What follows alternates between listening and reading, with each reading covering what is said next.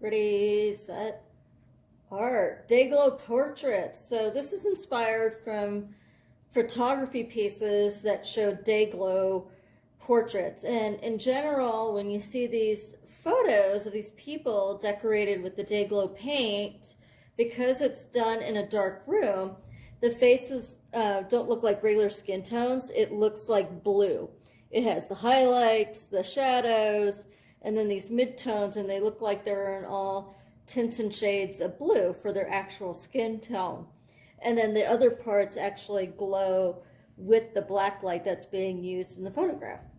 So the idea was, when students did this, that instead of a photo, it would be a mixed media piece of pastel and day-glow paint. So they have black paper. They go ahead and sketch out the person, and then based on the photo, where the highlights are, they put the highlights. Where the shadows are, they put the shadows. Generally, I suggest starting with a base of blue, and then you kind of layer the highlights and shadows from there. Once that's in, then you go ahead and put white paint down. Wherever color is going to be, there's white paint. So you can see in this area it's not finished, and you can still see the white paint underneath it. This will help. Having the white paint underneath really helps for the color to stand out more, and I'll demonstrate why in just a moment. Once the white paint is dry, then you can do a mix of the color plus white, 2 coats of that. Then you could actually start using pure color. You're going to notice whenever you use fluorescent paints, some colors, they come out right away, and then there's other colors that might take 7 coats to get done. To finish it, you really do need to go back in with black paint. Before I had the black in the hair, and it was a solid blue, when you went to do the black light, the hair really just ended up taking over the whole piece, and it's what you noticed more than the rest. So once I added the black in, it wasn't so distracting when the black light went on it, and that part I really, really liked. So anyways, how do you actually use this type of paint? So let me switch to, there we go. All right, I'm going to move this aside for just a moment, and I'm going to put this here and this here with it. Sorry, my brush is going haywire. Okay, so here we go. The type of paint that I'm using, whoops, there goes the shakies. The type of paint that I'm using is this acrylic paint. It's from Blick, Brooklyn. And you could see it says fluorescent, F-L-U-O-R. I'm using this magenta color for the demo.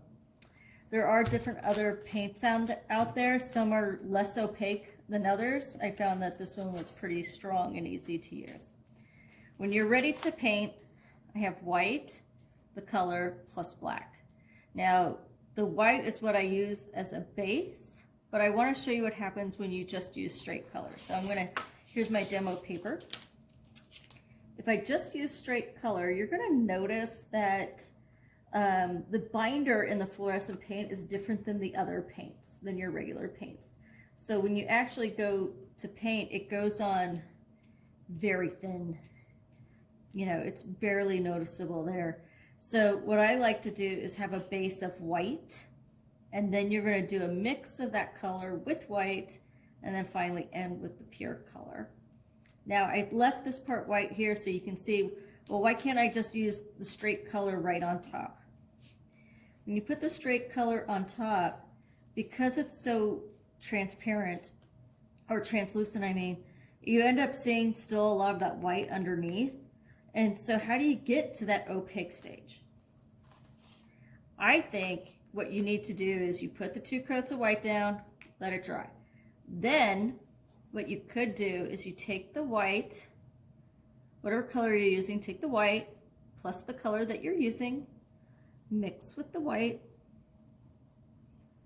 and that white helps it to change the makeup of it so that it becomes more opaque. So then what I do is I go ahead and put that pink. You could already see it's much more opaque than it was when I did that color. You're going to let it completely dry. Then, now you could just leave it like that if you want, but then you're ready to put the straight color on top of it. So here's my color. I'm going to go ahead, use straight color. Now I already did one section here so you can see, but when you put the straight color on top, it is much more vibrant than you can see here. And that means with the black light later, it will really, really pop. I do caution with students, you need to create thin, flat, even layers. That way, when you do the black light later, what's really neat is it will stay flat and opaque.